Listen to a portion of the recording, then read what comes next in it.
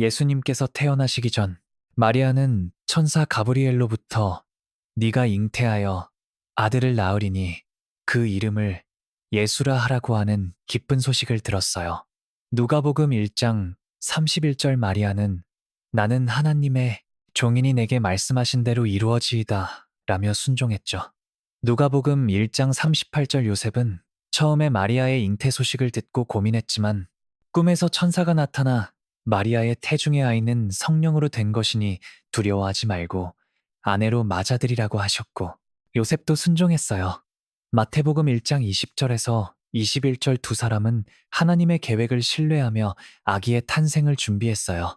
마리아는 나사렛의 작은 집에서 아기 옷을 준비하며 이 아기가 세상의 구세주가 될 거야 라고 기도하며 노래를 불렀어요.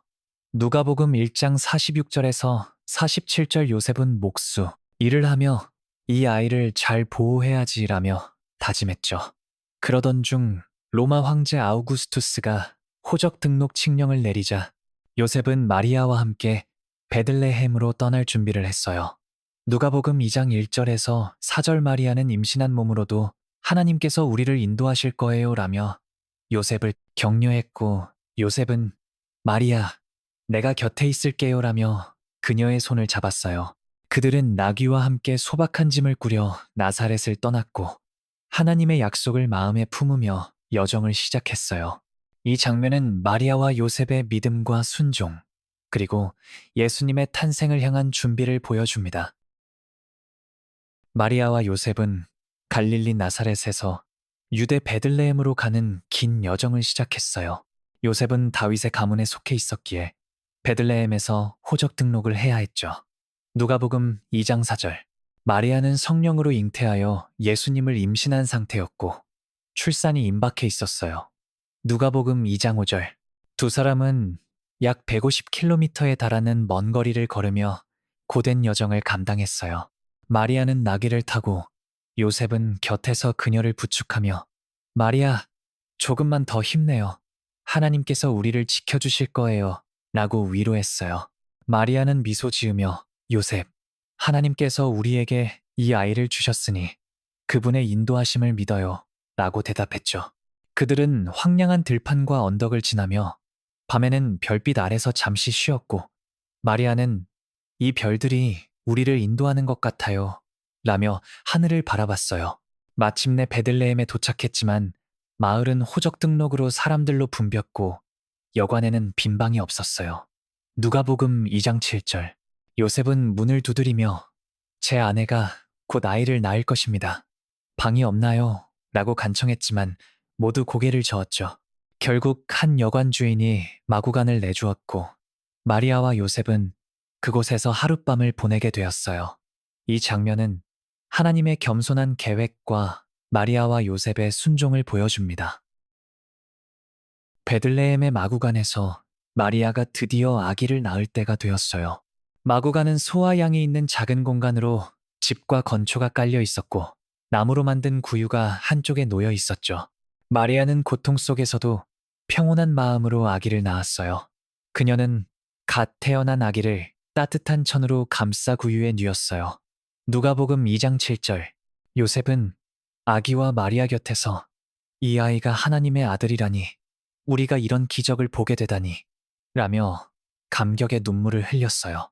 마리아는 아기를 바라보며 이 아기가 세상의 구세주가 될 거예요 라고 속삭였죠.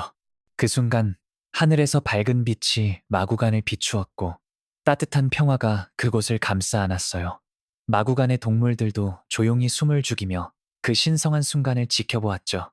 마리아는 아기 예수님의 작은 손을 잡으며 너는 하나님의 사랑이야 라고 말했고 요셉은 우리가 이 순간을 영원히 기억할 거야 라며 미소 지었어요. 예수님의 탄생은 겸손한 환경 속에서 이루어졌지만 하나님의 사랑과 구원의 약속이 세상에 내려온 순간이었어요.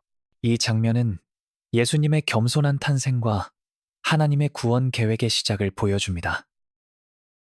같은 시각 베들레헴 근처 들판에서 목자들이 밤에 양떼를 지키고 있었어요. 그들은 불을 피우고 서로 이야기를 나누며 추운 밤을 보내고 있었죠. 갑자기 주의 사자가 나타나 하나님의 영광이 그들을 두르며 밝게 빛났고 목자들은 두려움에 떨었어요. 누가복음 2장 8절의 서구절. 천사가 그들에게 두려워하지 말라. 내가 온 백성에게 미칠 큰 기쁨의 좋은 소식을 너희에게 전하노라. 오늘 다윗의 동네에서 너희를 위하여 구주가 나셨으니 곧 그리스도 주신이라고 말했어요. 누가복음 2장 10절에서 11절. 천사는 너희가 가서 강보에 쌓여 구유에 누인 아기를 보리라고 덧붙였죠. 누가복음 2장 12절. 그러자 갑자기 수많은 천군이 나타나 지극히 높은 곳에서는 하나님께 영광이요 땅에서는 하나님이 기뻐하신 사람들 중에 평화로다 라며 하나님을 찬양했어요. 누가복음 2장 13절에서 14절. 목자들은 천사들의 찬양을 들으며 이게 꿈인가 라며 서로를 쳐다봤고 한 목자가 이건 하나님의 기적이야 라고 외쳤어요.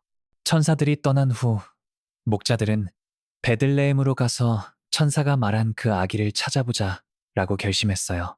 그들은 급히 마구간으로 달려가 마리아와 요셉 그리고 구유에 누인 아기 예수님을 보았죠. 누가복음 2장 16절. 목자들은 무릎을 꿇고 아기를 경배하며 이분이 우리의 구세주시구나 라며 감격에 젖었어요. 마리아는 이 모든 것을 마음에 새기며 하나님께 감사드렸어요. 누가복음 2장 19절. 이 장면은 예수님의 탄생이 온 세상에 기쁨의 소식을 전하는 시작임을 보여줍니다. 목자들은 마구간에서 아기 예수님을 경배한 후 그곳에서 본 모든 것을 마을 사람들에게 전했어요. 누가복음 2장 17절에서 18절. 그들은 베들레헴 거리를 다니며 우리가 구세주를 보았어요. 천사들이 우리에게 말한 대로 다윗의 동네에서 아기가 태어났어요. 라고 외쳤어요. 한 목자는 그 아기가 구유에 누워 있었는데 그 빛나는 얼굴을 잊을 수가 없어요라며 감격에 젖었고 다른 목자는 천사들이 노래한 찬양이 아직도 귓가에 맴돌아요 라고 말했어요. 마을 사람들은 이 소식을 듣고 놀라워하며 정말로 메시아가 오셨단 말인가? 라며 서로 이야기를 나누었죠. 어떤 이는 그럼 우리도 가서 그 아기를 보자 라며 마구간으로 향했고 다른 이들은 하나님께서 우리를 잊지 않으셨구나 라며 눈물을 흘렸어요. 목자들은 마을을 떠나 다시 들판으로 돌아가며 하나님을 찬양했어요. 그들은 지극히 높은 곳에서 하나님께 영광이 있으시길 이라며 기뻐했고 그들의 마음은 평화로 가득 찼어요. 누가복음 2장 20절. 마리아는 목자들의 방문을 보며 이 모든 것이 하나님의 뜻이구나 라며 조용히 기도했어요. 이 장면은 예수님의 탄생 소식이 겸손한 목자들을 통해 세상에 퍼져나가는 과정을 보여줍니다. 예수님께서 태어나신 후 동방에서 박사들이 별을 보고 예루살렘으로 찾아왔어요. 마태복음 2장 1절에서 2절. 그들은 유대인의 왕으로 나신 이가 어디 계시냐? 우리가 동방에서 그의 별을 보고 그를 경배하러 왔노라고 물었죠.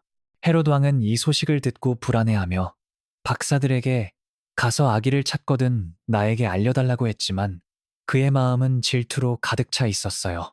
마태복음 2장 8절. 박사들은 별의 인도를 따라 베들레헴으로 갔고 별이 멈춘 곳에서 아기 예수님과 마리아를 만났어요. 마태복음 2장 9절에서 10절. 그들은 아기 앞에 엎드려 경배하고 황금, 유향, 모략을 예물로 드렸어요. 마태복음 2장 11절. 황금은 왕의 상징으로, 유향은 제사장의 상징으로, 모략은 예수님의 고난과 죽음을 예고하는 선물이었죠. 한 박사는 이분이 참된 왕이시구나 라며 감격했고 다른 박사는 이 아기가 세상의 빛이 되실 거예요 라고 말했어요. 마리아는 박사들의 경배를 보며 하나님께서 모든 민족을 이 아기에게로 부르시는구나 라며 감동받았어요. 하나님은 꿈에서 박사들에게 헤롯에게 돌아가지 말라고 경고하셨고 그들은 다른 길로 고국으로 돌아갔어요. 마태복음 2장 12절. 이 장면은 예수님의 탄생이 유대인뿐 아니라 온 세상, 심지어 이방인들에게도 구원의 소식이 됨을 보여줍니다. 예수님의 탄생 소식은 베들레헴을 넘어 온 세상에 퍼져나갔어요. 목자들의 증언과 동방 박사들의 경배는 이 사건이 유대인뿐 아니라 모든 민족에게 기쁜 소식이됨을 보여줬죠. 예수님의 탄생은 구약의 예언이 이루어진 순간이었어요. 이사야 선지자는 처녀가 잉태하여 아들을 낳을 것이요 그 이름을 임마누엘이라 하리라고 예언했고, 이사야 7장 14절, 미가는 베들레헴 에브라다에서 이스라엘을 다스릴 자가 내게서 내게로 나올 것이라고 했죠. 미가 5장 2절, 예수님은 이 예언을 이루시며 세상에 오셨어요. 그의 탄생은 하나님과 인간 사이의 화평을 가져왔고, 죄로 인해 깨진 관계를 회복할 길을 열었어요. 세월이 흘러 예수님은 자라나 하나님의 말씀을 가르치셨고, 결국 십자가에서 우리의 죄를 위해 죽으시고 부활하셔서 영원한 구원을 주셨어요. 요한복음 3장 16절. 예수님의 탄생은 단순한 시작이 아니라 하나님의 구원 계획이 완성되는 여정의 첫걸음이었죠. 오늘날까지도 예수님의 탄생은 전 세계 사람들에게 기쁨과 소망을 주며 크리스마스라는 이름으로 기념되고 있어요. 이 장면은 예수님의 탄생이 세대와 민족을 초월하여 모든 사람에게 구원의 빛이 됨을 보여줍니다. 예수님의 탄생은 단순한 아기의 출생이 아니에요. 이는 하나님의 구원 계획이 세상에 이루어진 역사적인 사건입니다. 예수님은 겸손한 마구간에서 태어나셨지만 온 세상의 구세주로 오셨어요. 누가복음 2장 11절. 천사들은 목자들에게 온 백성에게 미칠 큰 기쁨의 좋은 소식을 전했고, 누가복음 2장 10절. 동방 박사들은 이방인으로서 예수님을 경배하며 그의 보편적 구원을 증거했죠. 마태복음 2장 11절. 예수님의 탄생은 하나님의 사랑과 은혜가 인간에게 임한 순간으로 구약의 예언이 이루어진 사건이에요. 이사야 7장 14절, 미가 5장 2절, 마리아와 요셉의 순종, 목자들의 믿음, 박사들의 경배는 모두 예수님을 중심으로 하나가 되었어요. 이 이야기는 오늘날 우리에게도 큰 기쁨과 소망을 줍니다. 예수님은 우리의 죄를 위해 십자가에서 죽으시고 부활하셔서 영원한 구원을 주셨죠. 요한복음 3장 16절. 예수님의 탄생은 하나님께서 우리를 사랑하시어 세상과 화평하게 하신 시작이며, 우리 모두가 그 사랑 안에 거할 수 있다는 메시지를 전합니다. 또한 이 사건은 우리에게 겸손과 순종, 그리고 하나님의 약속을 신뢰하는 믿음을 가르쳐 줍니다.